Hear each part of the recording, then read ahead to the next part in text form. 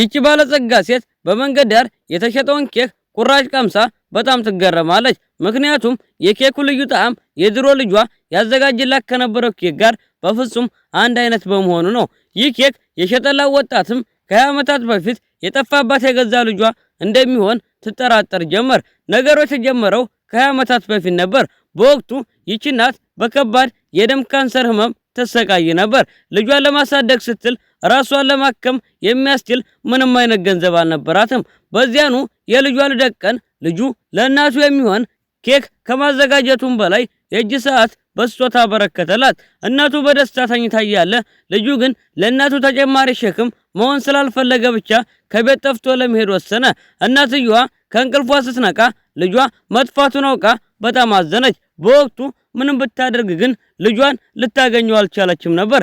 ከ20 ዓመታት በኋላ ያ ታሪክ አልፎ እናትየዋ ትልቅ ባለ ሀብትና የኩባንያው ዋና ስራ አስኪያጅ ለመሆን በቃች።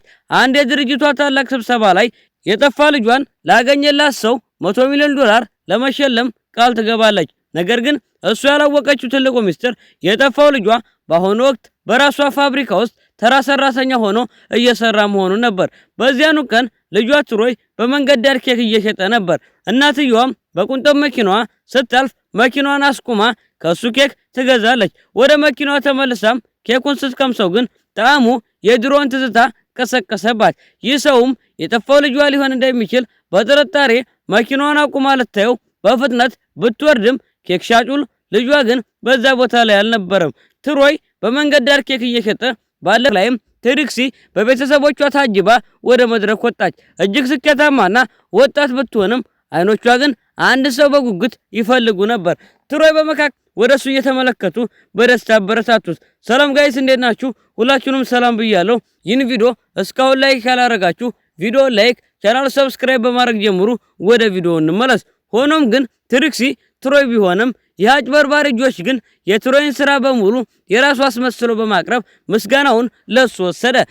በመድረኩ ላይም ፍጥጫው ቀጥሏል። ትሮይ ይህ ሁሉ ክብርና ስኬት የመጣው በሱ መስዋዕትነትና በኃይል ጮኸ።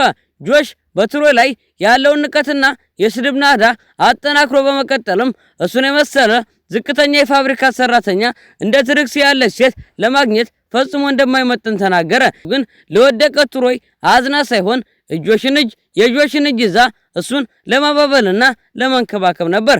መሬት ላይ የወደቀው ትሮይ ወደ ትሮይ ከጠጋች ምንም አይነት ርህራሄ በሌለው ሁኔታ በትሩን ወደ እናትየዋ ግን ይህንን ስትሰማ ምንም ሳትደናገጥ ረዳቷን ጠርታ ትክክለኛ ማንነቷን የምታሳይበትን እርምጃ እንድትወስድ አዘዘቻት። በዚህ ውጥረት መሃልም የትሪክሲ አባትና የፋብሪካው ምክትል ስራ አስኪያጅ የሆነው ጀሙ ወደ አዳራሹ ይገባል። ትሪክሲ አባቷን ስታይ ወዲያውኑ እያለቀሰች ትሮይ የሽልማት ስነ ስርዓቱን ማበላሸቱንና እጮኛዋ ጆሽን መበደሉን በመናገር የሐሰት ክስ አቀረበች። ጃሙም እውነቱን ሳያጣራ ወደ ትሮይ ዞሮ በቁጣ እየጮኸ በሰዎች ፊት